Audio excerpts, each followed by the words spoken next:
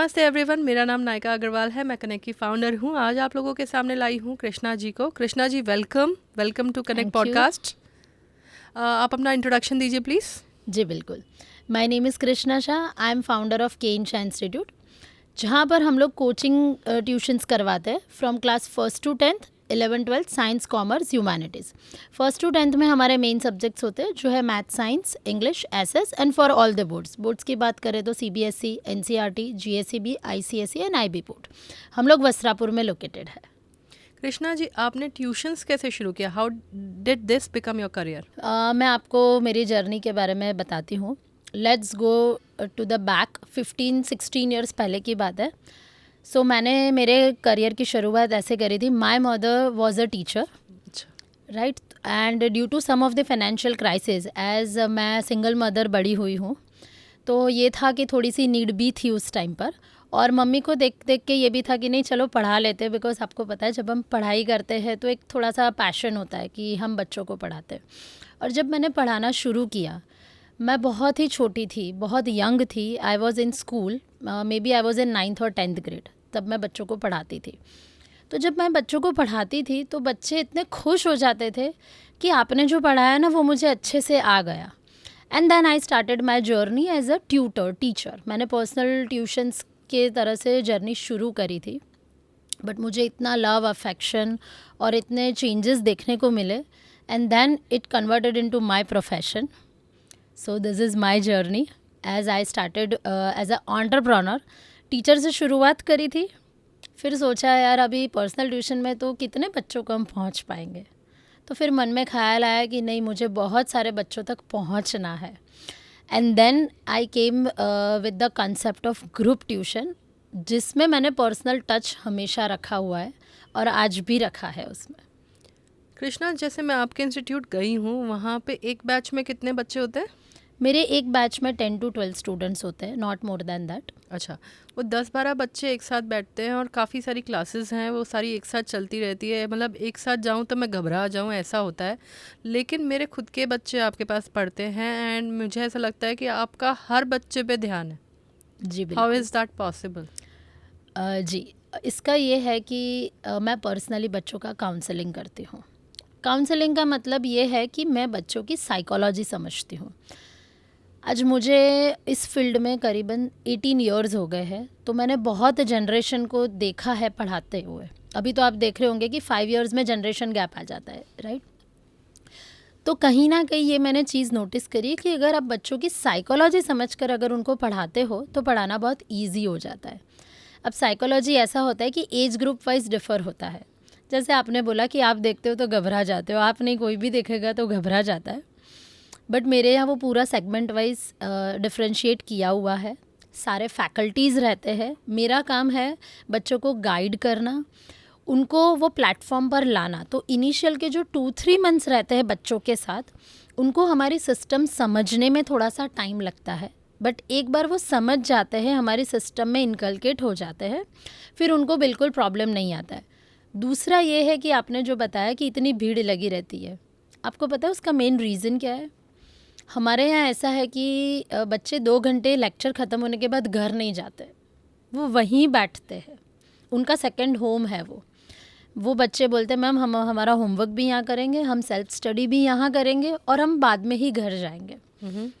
सो हमारे इंस्टीट्यूट में एक पूरा सेल्फ स्टडी क्लासरूम है, जिसको हम लाइब्रेरी रूम भी कह सकते हैं। बच्चे वहीं बैठेंगे, वहीं पढ़ेंगे, डिस्कस करेंगे, शेयर करेंगे, और उनको जो भी डाउट्स होंगे वो क्लियर करेंगे, फिर घर जाके बच्चा फ्री हो जाता है। अच्छा, आज के बच्चों की पढ़ाई का तरीका और पहले के बच्चों की पढ़ाई का तरीका बहुत फ़र्क होता था। आज बच्चे रात को पढ़ते हैं और पहले सुबह जल्दी उठ के पढ़ते थे। तो आपको क्या लगता है कौन सा तरीका सही है? तरीका तो देखो दोनों ही सही है, बिकॉज़ इसमें 2 टाइप के बच्चे होते हैं। किसी की नाइट मेमोरी शार्प होती है, किसी की अर्ली मॉर्निंग मेमोरी शार्प होती है। तो मैं नाइट के पढ़ने के अपोज़ में नहीं हूँ, बट येस मैं ये साथ में ज़रूर कहना चाहूँगी कि नाइट की साउंड स्लीप बहुत ज़रूरी है। आप रात के 12 बजे तक पढ़ रहे हो ठीक है, बट आप 2, 3, 4 बजे तक पढ़ रहे हो तो आपकी साउंड स्लीप नहीं हो रही है। अब इसका सीधा कनेक्शन होता है आपके ब्रेन से, बिकॉज हम कितना भी बोले हम नेचर के अपोज नहीं जा सकते हैं, राइट। तो हमारा बॉडी, हमारा ब्रेन उस हिसाब से ट्रेन किया गया है कि हमारी जो साउंड स्लीप होती है, शायद आपको आइडिया होगा, बहुत सारे ऐसे हमारे कल्चर में भी कहा गया है कि रात की 2:30-3 बजे की जो नींद होती है ना, वो इतनी डीप और काम होती है जो हमारे सबकॉन्शियस माइंड को एकदम रिलैक्स करती है। तो हमारा अगर सबकॉन्शियस माइंड रिलैक्स नहीं है तो नेक्स्ट डे हमारी जो एनर्जी है, जितनी हमारी चार्ज होनी चाहिए, वो नहीं होती है। बिकॉज हमें रात की डीप स्लीप से भी एनर्जी चार्ज होती है जो काम माइंड होता है, और सुबह की जब हम उठते हैं तो हमको सन एनर्जी से भी एनर्जी मिलती है। तो जो पूरी रात जगते और दिन में सोते हैं तो वो बच्चे एनर्जी से कहीं ना कहीं दूर रह जाते हैं, और वो लोग पूरा दिन लेजीनेस फील करते हैं, उनको इतनी जो बोलते हैं ना कि एक्टिवनेस नहीं आती है बॉडी में। सो यहाँ मैं ज़रूर कहना चाहूँगी कि नाइट मेमोरी जिनकी शार्प है, रात में पढ़िए आप, बट पूरी रात मत पढ़िए। आप एक अपना स्केड्यूल ज़रूर सेट कीजिए, because that is again more important. आजकल के 90% बच्चे पूरी रात जगते हैं और वो दिन में सोते हैं। तो मैं बोलती हूँ आउल्स में और हम में फ़र्क क्या रह गया है, बिकॉज ये काम आउल्स का है, हमारा नहीं है, राइट। ट्रू। अच्छा, पहले के जो गुरु हुआ करते थे उनके हाथ में दंड हुआ करता था, तो आप इस चीज़ में बिलीव करते हो कि स्टूडेंट्स को पिटाई होनी चाहिए? जो नहीं पढ़ते हैं, जो जानबूझ के बदमाशी करते हैं, उनकी पिटाई होनी चाहिए? ये बहुत ही सेंसिटिव क्वेश्चन है। तो अगर मैं इसका आंसर यहाँ जो देती हूँ वो ये है कि अगर बच्चों के हित में कुछ किया जा सकता है तो करना चाहिए। पिटाई का मतलब ये नहीं है, आजकल अगर आपने देखा होगा तो 95% of parents are not in favour कि आप उनको एक थप्पड़ मारो या पनिशमेंट दो। तो यहाँ मैं ये एक चीज़ बताना चाहूँगी कि कोई भी टीचर जो होता है ना, वो बच्चों का हमेशा भला ही चाहता है, वो कभी उसका दुश्मन नहीं होता है, राइट। और रहा सवाल पिटाई का, तो वैसे तो बच्चों को मारने की ज़रूरत नहीं होती है, बट कुछ ऐसे बच्चे रहते हैं कि जो बिल्कुल नहीं सुनते हैं, समझते हैं, तो वहाँ कुछ पेरेंट्स के कंसेंट से डेफिनेटली किया जा सकता है अगर पेरेंट्स चाहते हैं। बिकॉज इसमें ये रहता है कि जो बच्चा पढ़ ही नहीं रहा है कॉन्टीन्यूसली, तो वो क्यों नहीं पढ़ रहा है? क्योंकि उसको किसी का खौफ ही नहीं है। भय बिन होए न प्रीत। एग्जैक्टली। और दूसरा ये कि मैं यहाँ पर एग्जाम्पल हमेशा ये रिलेट करती हूँ कि हर इंसान को भगवान का डर है। भगवान का अगर डर नहीं होता तो बहुत सारी ऐसी चीज़ें जो होती हम नहीं करते। क्यों? क्योंकि हमें ऊपर वाले से डर लगता है। तो बच्चों को तो किसी का डर ही नहीं है, आजकल तो उल्टा हो गया है, वो डराते हैं। तो कहीं ना कहीं यस, मैं ट्रेडिशनल जो पुरानी मेथड्स है उसके साथ फेवर में हूँ। It's not with everyone. Being strict is not like that कि आपने बच्चों को मारना है, पीटना है, नो। उसको समझाना है, उसको मौका देना है, बट उसको ये समझ में ज़रूर आना चाहिए कि आज अगर हमने ये चीज़ें नहीं करी है तो हमें 1 बार मौका दिया जाएगा, 2 बार दिया जाएगा, 3 बार दिया जाएगा, बट फिर तो हमें पनिशमेंट मिलेगी ही मिलेगी। ओके। सो एक टीचर, एक ट्यूशन टीचर और एक गुरु में क्या फ़र्क है? देखने का नज़रिया। गुरु तो गुरु ही होता है, आप ट्यूशन टीचर बोलो या गुरु बोलो, गुरु गुरु ही है। इसमें ये रहता है कि देखो, ट्यूशन टीचर का काम है कि बच्चों को एक्स्ट्रा सपोर्ट करना, वो काम है। बच्चा ट्यूशन क्यों जाता है? वरना ट्यूशन की ज़रूरत ही नहीं है, इतनी अच्छी अच्छी स्कूल्स है, बच्चे स्कूल्स में पढ़ रहे हैं। बट जो उनकी सेल्फ स्टडी है, जो बच्चा नहीं कर रहा है, तो उसके लिए बच्चों को ट्यूशन्स की ज़रूरत पड़ती है। अगर मैं कोई पर्टिकुलर सब्जेक्ट की बात करूँ, फॉर एग्जांपल हम मैथमेटिक्स लेते हैं, तो मैथ्स में बच्चे का कंसेप्ट क्लियर हो रहा है, हो गया सपोज, राइट, स्कूल से समझ कर भी आया है, बट वही चीज़ 1 वीक के बाद तो बच्चों को याद ही नहीं है। तो वहाँ उसको ट्यूशन में हेल्प मिल सकती है कि वही चीज़ बच्चे ने यहाँ ट्यूशन में करी। ईदर या बच्चा शाय है तो शायद उसने स्कूल में भीड़ में नहीं पूछ पाया कि मुझे यहाँ पर ये कन्फ्यूजन है, तो वहाँ पर उसको ट्यूशन में वो हेल्प मिल सकती है, राइट। तो वहाँ पर भी वो गुरु ही है, क्योंकि गुरु ही उसको शिक्षा दे रहा है, तो शिक्षा तो उसको लेनी है। तो मेरे हिसाब से गुरु या ट्यूशन टीचर में कोई फ़र्क नहीं है, दोनों ही बराबर है। ओके। सो जब आपकी क्लास में बच्चे आते हैं तो कुछ बच्चे बैड हैबिट्स के शिकार हो जाते हैं और जी, आपको बिल्कुल। पता चलता होगा, तो आप क्या करते हो? पेरेंट्स से शिकायत करते हो, बच्चे की काउंसलिंग करते हो, क्या करते हो? मैं सबसे पहले बच्चों का काउंसलिंग करती हूँ, मैं उन्हें समझाती हूँ, बिकॉज़ मैं ये मानती हूँ कि आजकल के बच्चों को वाई सबसे पहले रहता है। तो पहले उनको समझाना, उनको उसके प्रोज एंड कॉन्स भी उनको समझाओ। बट जो अगर कोई बैड हैबिट्स की तरफ निकला है तो वो समझाने से सिर्फ नहीं समझता है। तो समझाने के साथ साथ मैं मानती हूँ कि कुछ रेस्ट्रिक्शंस भी ज़रूरी है। पेरेंट्स से मैं बात करती हूँ, बट बीइंग अ गुरु और a teacher we have our own limitations. जितना पेरेंट हमें कंसर्न दे सकते हैं उतना हम उनके साथ वर्क कर सकते हैं। अगर मैं आपको मेरी जर्नी में बताऊँ तो मेरे पास ऐसे बहुत सारे स्टूडेंट्स पढ़कर गए हैं जो पेरेंट्स ने मुझे 100% कंसर्न दे रखा था, और आज बहुत ऐसे बच्चे जो कहीं आसमान छू रहे हैं वो बच्चे भी। तो उनका एक टीनेज वाला जो हम पीरियड बोलते हैं, राइट, तो वो टीनेज में बहुत सारे उतार चढ़ाव आते हैं, और वहाँ मैं मानती हूँ कि बच्चों की कोई गलती सिर्फ नहीं है, उसमें बहुत सारी चीज़ें, सोशल मीडिया आ गया, आसपास का सराउंडिंग आ गया, हमारे घर का एटमॉस्फेयर आ गया। तो आई गेस चीज़ों को बैलेंस करना बहुत ज़रूरी है। कोई भी बैड हैबिट ले लो, अब उसने तो कहीं से भी देख लिया बच्चे ने, उसको नहीं पता है ना कि वो कितना हानिकारक है, अच्छा है नहीं है। कोई एडवर्टाइज़ देख ली तो उनका क्वेश्चन आता है, तो फिर यहाँ पर ये ऐसा क्यों है। तो उनको अच्छे से पहले एक्सप्लेन करो कि ये ऐसा क्यों है, इससे क्या हो सकता है, एंड देन उनको ये समझो कि फिर भी अगर आपको ठीक लगता है तो just go and do it, then you will realise कि हाउ इट वर्क्स। बट साथ में रेस्ट्रिक्शंस बहुत ज़रूरी है, और अगर आपने फ्रीडम और रेस्ट्रिक्शंस बैलेंस कर लिए तो आई गेस ये नौबत ही नहीं आती है बच्चों के साथ। अच्छा, कुछ बच्चे होते हैं जो एग्ज़ाम से 2 दिन पहले रट्टाफिकेशन करते हैं, मतलब चाट लिया किताब को एंड फिर जाके उल्टी कर दी पेपर में, और फिर उससे पूछो तो कुछ याद नहीं। मतलब I am telling you how students tell about it, मतलब जैसे हम एग्ज़ाम्स के टाइम सोचते थे वैसा मैं आपको बता रही हूँ। तो इसके बारे में आपका क्या कहना है? Is it right? There is no such right और रॉन्ग। इसमें है ना दो टाइप के, लाइक डिफरेंट टाइप के स्टूडेंट्स होते हैं। एक स्टूडेंट होता है जिसको बोलते हैं बुक वॉर्म, ठीक है, जिसको सिर्फ मार्क्स लाने, वो होता है बुक वॉर्म। दूसरे स्टूडेंट होते हैं कि जिनको नॉलेज गेन करना है। क्यों? क्योंकि उसको नॉलेज के आगे आगे साथ में करना है। और कोई स्टूडेंट होता है नॉलेज के साथ मार्क्स को भी इम्पॉर्टेंस देते हैं। बुक वॉर्म में भी ऐसा होता है कि जो बुक वॉर्म होते हैं ना, उसका एक ड्रॉबैक है कि उनको जो पर्टिकुलर क्वेश्चन पढ़ा है ना उसी का आंसर आएगा, फिर वही चीज़ को घुमा फिरा के पूछा है तो नहीं आएगा, राइट। तो मेरे हिसाब से ये कि you can't be just a bookworm, but आप इतने लेज़ी भी नहीं हो सकते हो कि हमने एग्ज़ाम के अगले दिन पढ़ लिया और हमने वंडर्स कर दिए। तो वो स्टूडेंट्स पागल नहीं है जो लोग बेचारे इतनी मेहनत कर रहे हैं, राइट। तो इसमें ऐसा है कि आप जो पढ़ रहे हो, नॉलेज लेना बहुत ज़रूरी है, बिकॉज़ मैं ये समझती हूँ कि नॉलेज अगर आपके पास है तो कहीं नहीं जाएगा, वो लाइफ टाइम आपके साथ ही रहने वाला है। बट सिर्फ मार्क्स के लिए पढ़ रहे हो तो आई गेस कहीं ना कहीं आप फ्यूचर में आपको बहुत सारी ऐसी हार्डशिप्स है जो फेस करनी पड़ेगी। बिकॉज अगर आप कोई इंटरव्यू में गए, 100 में से 100 है, 2 क्वेश्चन पूछे and then you are blank, तो आप क्या आंसर दोगे वहाँ पे, राइट। सो मार्क्स के साथ साथ आपका नॉलेज होना बहुत ज़रूरी है। बट नॉलेज से मैं एक चीज़ ज़रूर शेयर करूँगी। आजकल नॉलेज के साथ आपने सुना है, बोलते हैं कि कंसेप्ट क्लियर होना चाहिए, राइट। बट कंसेप्ट क्लैरिटी से सिर्फ मार्क्स नहीं आते। अब इसमें हम बहुत बड़ा मिथ हो गया है आजकल, स्पेशली आफ्टर कोविड।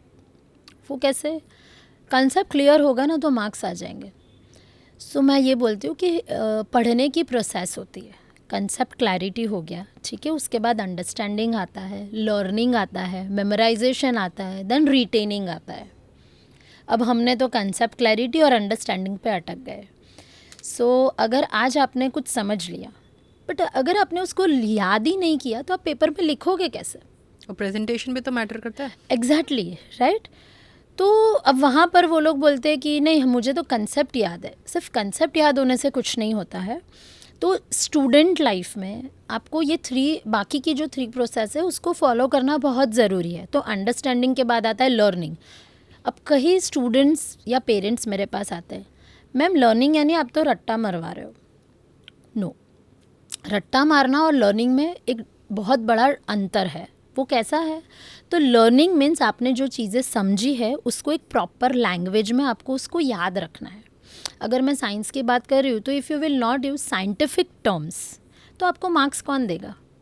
आजकल के बच्चे बोलते हैं मैम हम हमारी लैंग्वेज में आंसर लिखेंगे, तो वर्बल लैंग्वेज और प्रेजेंटेशन लैंग्वेज अलग होती है, राइट, पेपर में जो आपको लिखना है। तो वहाँ पर मैं बच्चों को समझाती हूँ कि बेटा कंसेप्ट क्लैरिटी हो गई, अंडरस्टैंडिंग हो गई, उसके बाद आप लर्निंग कीजिए। लर्निंग के बाद आप उसको याद रखिए, दैट इज़ द मेमोरी। उसके बाद आता है रिटेंशन। हम लोग रिटेंशन तक पहुंचते ही नहीं है। आपने किसी को आपके आसपास सुना है कि बहुत सारे ऐसे बच्चे जो स्ट्रगल कर रहे हैं अच्छा रिजल्ट लाने में, और फिर साथ में पेरेंट्स भी पैनिक करते हैं, शायद आपने देखा हो तो उसका रीज़न वही है कि रिटेंशन नहीं है बच्चों का, रिटेंशन ज़ीरो है। ओके, अच्छा, रिटेंशन ज़ीरो है, उसको 100 कैसे लेके जाया जाए? यस, सो रिटेंशन की एक टेक्निक है जिसको आप बहुत इजीली आप ला सकते हो। बहुत सिंपल है। स्टूडेंट्स को अपना जो करिकुलम है, जो वो लोग पढ़ाई कर रहे हैं, जैसे मैंने आपको बताया कि कंसेप्ट हो गया, अंडरस्टैंडिंग हो गया, लर्निंग कर लो, मेमोराइजेशन कर लो। लर्निंग एंड मेमोराइजेशन का जो है उसको हम बोलते हैं कि स्पेस्ड रिपीटेशन। रिपीटेशन जितना आप करोगे आपके ही जो सिलेबस है उसका, उतना आपका रिटेंशन बढ़ता जाएगा। बट सही बताऊँ तो आजकल के बच्चों को हार्ड वर्क कहीं ना कहीं नहीं करना होता है। उनका ये है कि हम सिर्फ 15 दिन पहले पढ़ाई करेंगे और हम रिज़ल्ट ले आएंगे। तो बिफोर 15 डेज़ पढ़ाई अगर आप करोगे तो इतना वास्ट सिलेबस है, आपका रिटेंशन कब होगा? रिटेंशन तो होना ही नहीं है। तो मैं बच्चों को ये बोलती हूँ कि आप अपनी स्टडी लाइफ और आप अपनी सोशल लाइफ दोनों को बैलेंस करना सीखिए। अगर ये आपने बैलेंस करना सीख लिया तो आपका रिटेंशन प्रॉब्लम सॉल्व हो जाएगा। बच्चों की कौन सी सोशल लाइफ होती है? नहीं पता आपको? बहुत सारी है। बच्चों की बर्थडे पार्टीज आती है, राइट, बच्चों को बाहर जाना होता है, frequently they are going out, कभी मूवीज़ देखने चले गए, कभी डिफरेंट फ्रेंड, अभी उनके तो फ्रेंड्स भी है, सोसाइटी के फ्रेंड्स अलग, स्कूल फ्रेंड्स अलग, ट्यूशन फ्रेंड्स अलग, फिर कभी पता नहीं फ्रेंड के फ्रेंड्स अलग। तो ये सब क्या हुआ? सोशली हुआ। तो उन लोगों का 80% जो टाइम है, जो ब्रेन है, वो वहाँ पर डाइवर्ट हो जाता है। तो अगर आप कॉन्टीन्यूसली आप यही जैसे वीकेंड्स आता है, ठीक है, वीकेंड्स में तो उनको पढ़ना ही नहीं है, सैटरडे संडे मीन्स हमें सिर्फ एंजॉय करना है। सो मैं ये कहती हूँ एंजॉय करिए, एंजॉय करने में कोई प्रॉब्लम नहीं है, बट एन्जॉयमेंट के साथ अगर आप पढ़ाई को बैलेंस नहीं करोगे तो आप ये कॉम्पिटिटिव वर्ल्ड में कम्पीट कैसे करोगे? पेरेंट्स ने आपको सब कुछ दे दिया, आपकी लिमिट से ज़्यादा आपको पेरेंट्स ने प्रोवाइड किया है, बट उसको सस्टेन करना ज़रूरी है। आप कैसे सस्टेन करोगे? कॉलेज में जाओगे, 150-200 स्टूडेंट का क्लास होगा, आपको वहाँ बोलेंगे कि चलो आ जाओ प्रेजेंटेशन दो। आप वो प्रेजेंटेशन कैसे दोगे?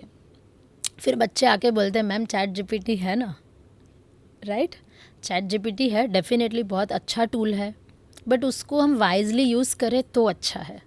Because many of the colleges, आपको शायद आइडिया होगा, even ChatGPT is not allowed over there also, right. तो खुद का ब्रेन तो वहाँ पर भी लगाना पड़ेगा। सो यहाँ पर अगर अभी से आपने बैलेंसिंग सीखा है तो आई गेस आपको जैसे जैसे आप हायर स्टैंडर्ड्स में जा रहे हो तो बहुत इजी हो जाएगा आपको पढ़ने के लिए, तो आपको स्ट्रेस नहीं लगेगा।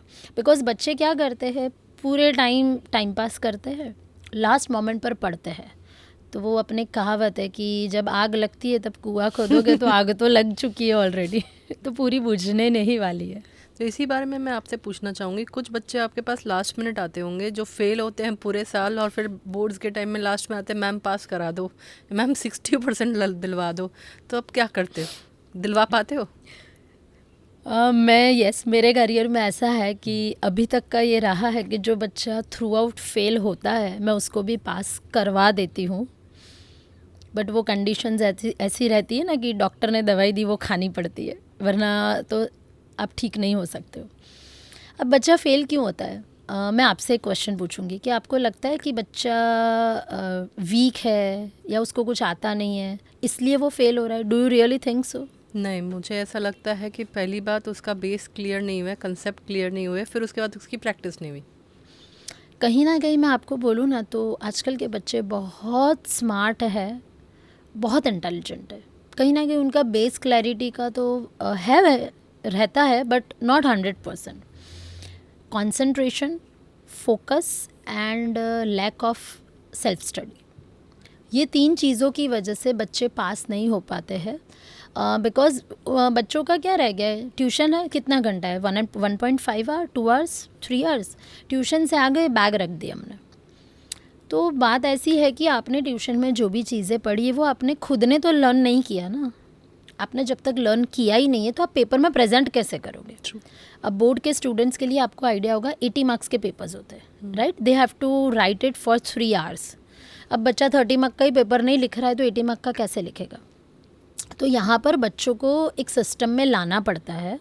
तो हाँ, वो मैं करती हूँ बच्चों के साथ। बट अगर जैसे मैंने आपको बताया कि मैं जो दवाई दूँ वो उसको खानी है, मैं जो सिस्टम से बोलूँगी वो उसको करना है। और उसके सबसे पहला पड़ाव होता है कि बच्चा 3-4 घंटे पहले बैठना सीख जाए। जब तक वो 3-4 घंटे, बिकॉज हमारे पास कोई मैजिक तो है नहीं, मैजिक स्टिक के हमने उनको ऐसे घुमा दिया और वो लोग पास हो गए। तो हाँ, अगर बच्चा हमारे पास आके हमें फॉलो करता है तो हम स्क्रैच से उनको करवाते हैं। और इतना हम ज़रूर करवाते हैं कि बच्चा पास हो जाए। इनफैक्ट हमारे पास लास्ट 2-3 मंथ्स के एडमिशन्स आते हैं फॉर बोर्ड्स। क्या आप करियर गाइडेंस भी देते हो? जी, हम करियर गाइडेंस भी देते हैं। जैसे मैंने बताया कि it is the combination of doing the counselling, right. उनकी साइकोलॉजी अगर हम समझ रहे हैं तो साथ साथ में हम उनकी करियर पैटर्न भी समझ रहे हैं। तो ये दोनों चीज़ों का अगर हम समझ रहे तो बच्चों को हम करियर गाइडेंस देते हैं। साथ साथ हमारे यहाँ पर ऑफिशियल बेसिस पर भी करियर गाइडेंस होते हैं, जो हम बोलते हैं कुछ टेस्ट्स करवा कर फिंगरप्रिंट्स और वो रहता है, वो भी हम लोग उनको देते हैं। और मैं खुद भी उनको गाइड करती हूँ, जितना मैं उनको काउंसलिंग करके समझती हूँ उस हिसाब से। ओके।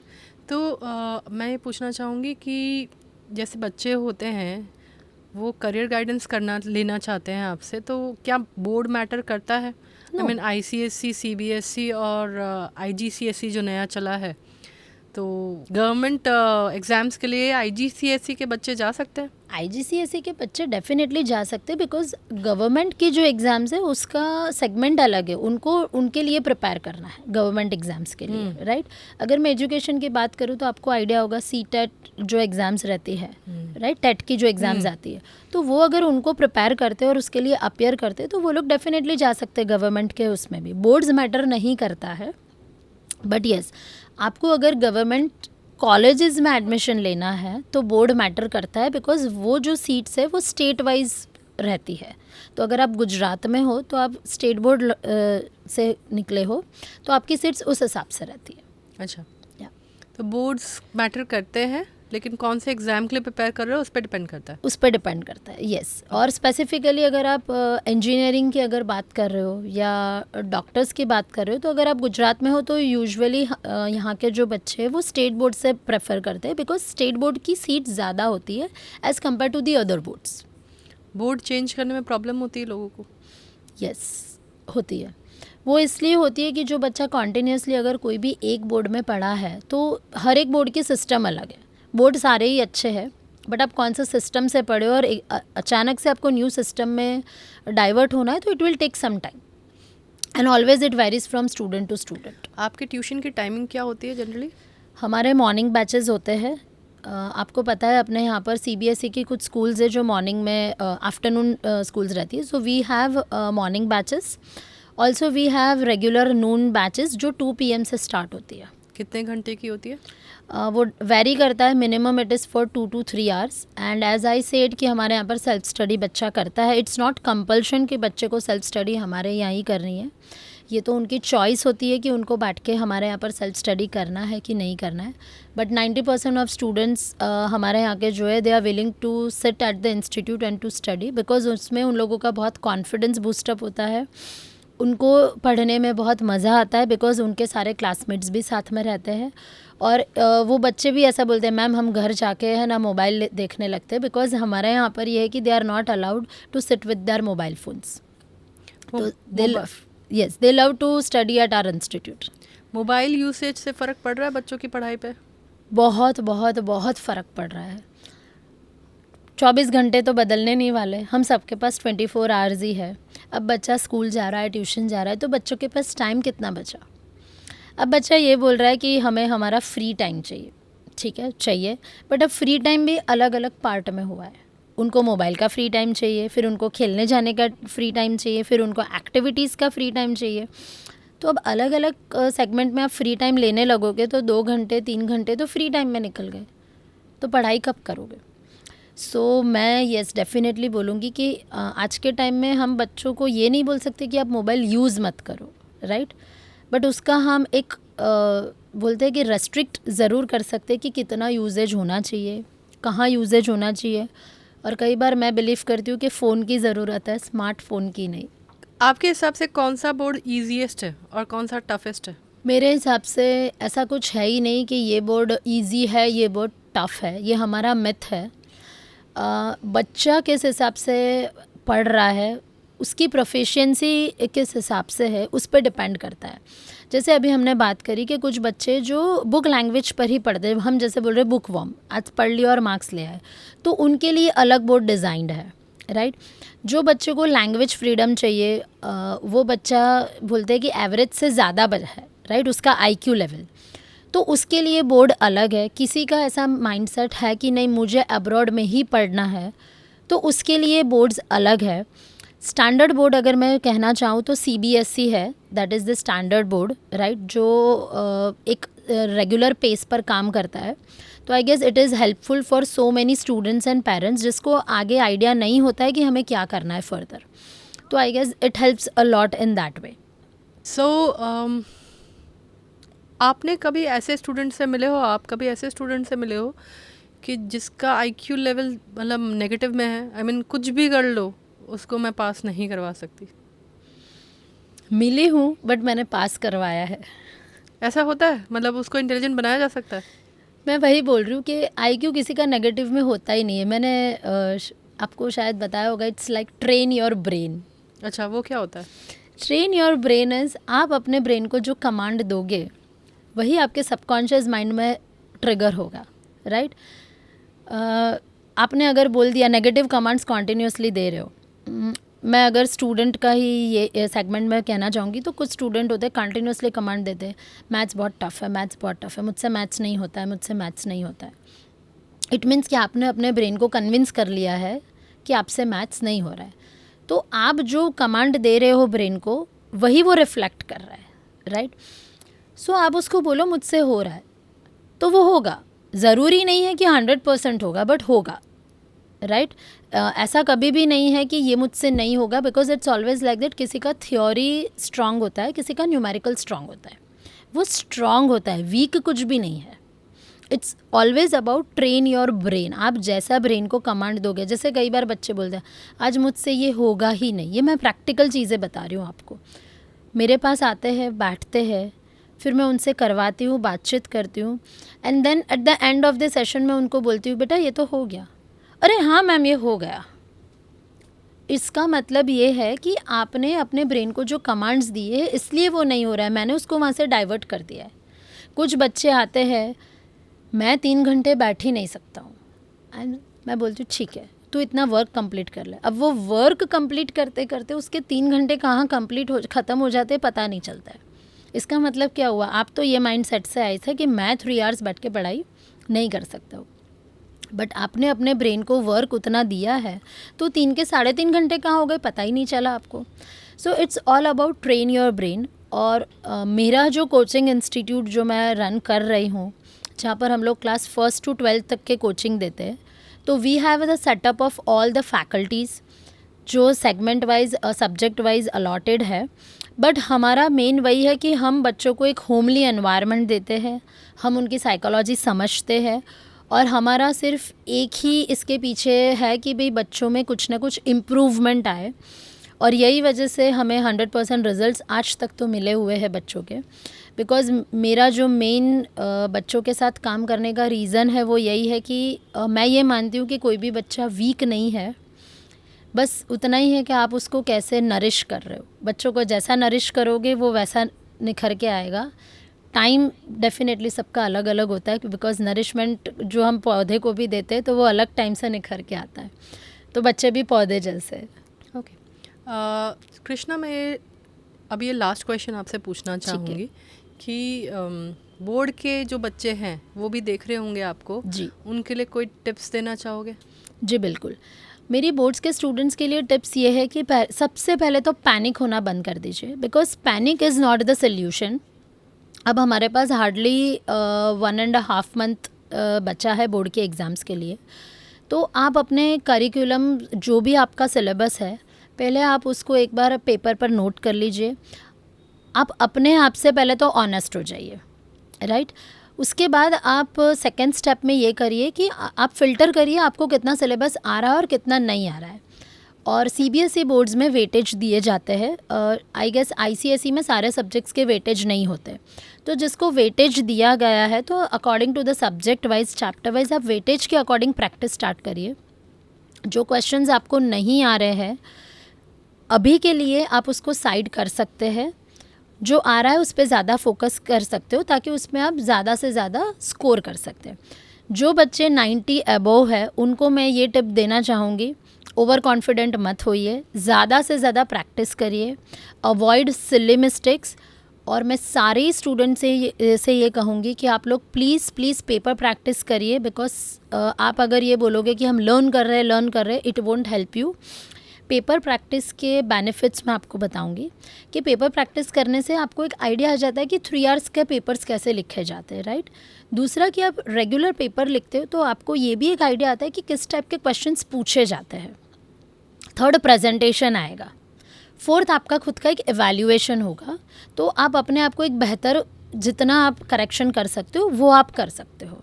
तो ज़्यादा से ज़्यादा प्रैक्टिस करिए।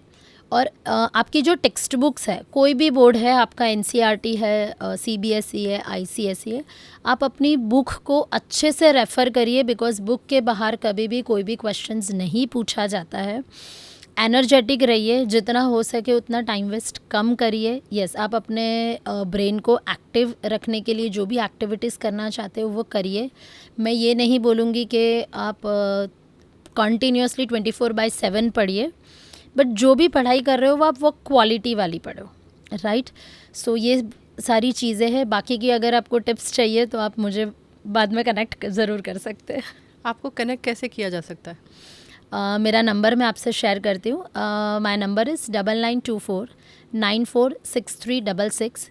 मेरे इंस्टीट्यूट का नाम है के एन शाह इंस्टीट्यूट। हम लोग वस्त्रापुर में लोकेटेड है, संदेश प्रेस रोड पर। आप लोग मुझे गूगल थ्रू भी कनेक्ट कर सकते हैं। We are also located on Instagram. हमारा पेज आईडी जो है वो के एन शाह इंस्टीट्यूट के नाम से है, तो आप हमें वहाँ पर भी फॉलो कर सकते हैं। क्या आप ऑनलाइन क्लासेस भी लेते हो? No ma'am, we don't conduct any online classes, because मुझे वो टच नहीं मिलता है। तो yes, we are stick to the offline classes only. Thank you so much Krishna, आपसे बात करके बहुत अच्छा लगा, बहुत कुछ जानने मिला। एंड ट्रस्ट मी गाइस, मेरे बच्चे इन्हीं के पास जाते हैं। मतलब ABCD से लेके आज क्वेश्चन आंसर्स और 4th तक की पढ़ाई इन्होंने करवाई है मेरी बेटी को। I am super happy. In fact जितने भी पेरेंट्स कनेक्ट से गए हैं इनके पास, every single one have given positive reviews. So you can trust your children with Krishna. Thank you. Thank you so much, and I would like to thank you, Naika ji and Connect, for giving me this wonderful platform. So I am heartily thankful to the Connect and Naika ji. Thank you. Thank you.